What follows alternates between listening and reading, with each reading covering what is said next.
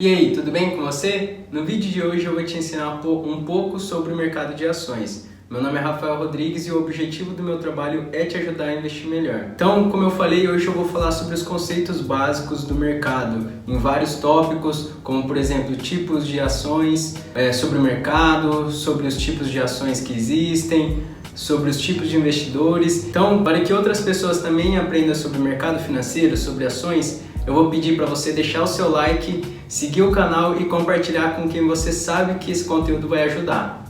Muitas pessoas não começam a investir em ação porque tem medo. Então, portanto, antes de você fazer qualquer coisa, entenda pelo menos os conceitos básicos. Não sei se você sabe, mas o número de CPFs na bolsa vem aumentando. E por quê? Um dos fatores é a queda da taxa Selic, a taxa de juros do nosso país. Em 2016 era aproximadamente um pouco mais de 14% e no final de 2020 caiu para 2%. E agora que eu estou gravando esse vídeo, ela está em 3,5%. E o que isso significa? Com a taxa Selic baixa, a renda fixa começa a pagar menos. Então aquele investidor que quando a taxa Selic era alta tinha uma rentabilidade acima de 10% sem correr praticamente nenhum risco, hoje, para ter uma boa rentabilidade, o investidor precisa se aventurar um pouco. Então é importante você entender esse mercado para ter uma boa rentabilidade na sua carteira. Então, começando com os conceitos, o conceito do investimento em ação, quando você investe numa ação, você está virando sócio de um pedacinho de uma empresa e na maioria das vezes é uma grande empresa líder do setor dela. Vale lembrar também que não precisa de muito para você investir em ação. Porque, por exemplo, se a ação custar R$20, você pode comprar uma no mercado. E eu até sugiro que você comece com um pouco para criar o conhecimento necessário para depois colocar uma parte relevante do seu patrimônio. Já a Bolsa de Valores, a B3, que antigamente era negociado presencialmente, hoje é tudo eletrônico. E quem faz essa intermediação entre o investidor e a Bolsa B3 são as corretoras, também os agentes, também chamados de agentes custodiantes. E aí você deve estar se perguntando, mas e se a corretora quebrar? Onde meus investimentos vão parar? Eu perco? E a resposta é não. E por quê? Porque os seus investimentos não vão ficar ali na corretora, vão ficar na CBLC, que basicamente é um órgão que a função dele é guardar títulos e ações do mercado de capital. Portanto, se a corretora quebrar, fique tranquilo, suas ações vão estar seguras, é só você mudar ali de instituição. Agora que você entendeu os conceitos, é importante você saber os tipos de ações. Quando você vai comprar uma ação, você tem uma sopinha de letras, 4 letras e depois um número. Esse número, na maioria das vezes, 3 ou 4. Esse número indica se a ação é ordinária ou preferencial. As ações ordinárias, final 3, elas te dão direito a voto na empresa.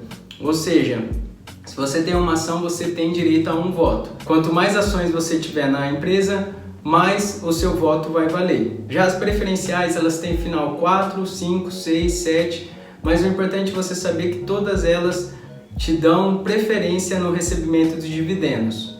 Ou seja, basicamente você tem direito a receber primeiro do que as ordinárias. Também existe as units, que são final 11. As units são um pacote de ações preferenciais e ordinárias juntas. Então a empresa empacota tudo, por exemplo, algumas ações ordinárias, outras preferenciais e vende no mercado como uma ação só.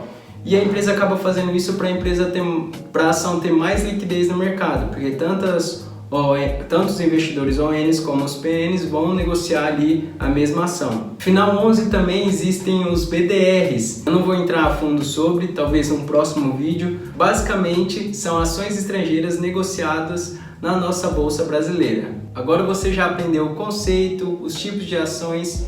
É importante você aprender também os tipos de mercados. Existe basicamente 2 mercados. O mercado primário, que é quando a empresa vai lançar pela primeira vez as ações no mercado. Então ela pega ali um pedaço do patrimônio dela, das ações dela e coloca para o investidor. E ela pega esse investimento e se capitaliza. Então é quando ela recebe ali o investimento. Esse processo é conhecido como IPO. Depois que acontece esse processo, a ação começa a ser negociada no mercado secundário, que nada mais é que a negociação entre investidores, ou seja, já não vai mais o dinheiro para a empresa, porque as ações começam a ser negociadas entre os investidores. Por exemplo, se eu quero vender e uma pessoa quer comprar, né, então eu vendo e do outro lado ali a pessoa está comprando. Mas é interessante para a empresa ser bem negociada na bolsa, mesmo não indo dinheiro mais para o caixa dela, porque quando ela, por exemplo, quiser fazer uma nova emissão, ela vai ser bem aceita para o mercado. E quando a empresa quer se capitalizar de novo, ela pode fazer, por exemplo, um follow-on, que é o lançamento ali de novas ações para o mercado. Então ela se capitaliza de novo através do follow-on. Indo para o próximo tópico, eu separei também aqui os tipos de investidor, né? Existe basicamente 3. O investidor que gosta de operar no curto prazo, diariamente, esse é chamado de day trade, né? Ele tem o lucro ou perca ali dentro do dia. Esse precisa ficar atento porque ele não recebe nenhuma isenção. Por exemplo, se ele teve um resultado bom dentro do mês, ele precisa, né, pagar um IR sobre isso, né, a alíquota é de 20%. Já a pessoa que está pensando também um pouco mais no curto prazo, mas acima de um dia, né, quando você faz uma operação acima de um dia, é chamado de swing trade, né? Esse investidor ele tem uma isenção de até R$20.000 sobre a venda dentro do mês. Se a pessoa vender até R$20.000 dentro do mês, ela não precisa pagar nenhum IR sobre o resultado. Mas se passa de 20 mil, ela perde essa isenção e precisa pagar 15%. E lembrando que todo esse processo você mesmo tem que entrar lá no site da Receita, saber o seu resultado e gerar o DARF. Então fique bem atento com isso. E por último existe um buy and hold. O buy and hold é aquele investidor que está pensando mais no longo prazo em realmente virar sócio do negócio. Então ele compra pensando em não vender. Eu me considero um buy and hold porque eu faço isso, eu compro, vou analisando a empresa e sempre gosto de aportar mais e pensando no longo prazo. Agora você deve estar se perguntando, tá, mas como eu ganho dinheiro com isso? Basicamente existe 2 formas. Você pode ganhar sobre o ganho de capital, né, que nada mais é do que, por exemplo, você comprar uma ação a R$10, ela se valorizar 50% e hoje você poder vender ela a R$15. Esse seria o seu ganho de capital. Outro jeito também é através dos proventos, né? Os dividendos, juros sobre capital próprio, que nada mais são do que a distribuição de lucros das empresas. Então, quando você é sócio, você também tem direito ali a receber uma parte dos lucros. Eu também acho interessante você aprender sobre os tipos de análises que existem no mercado. Basicamente se divide em 2, a análise fundamentalista e a análise técnica. A análise fundamentalista, os investidores estão mais preocupados com o balanço da empresa, com a economia, enfim, com o resultado da empresa. Então eles sempre vão estar acompanhando ali como a empresa está indo, qual que é a saúde ali da empresa. Já na análise técnica, o investidor está mais preocupado com o preço, né? Então ele está olhando os gráficos, está vendo se está em tendência de alta, né? Se a empresa vai continuar subindo ou se numa tendência de baixa, se é hora de sair.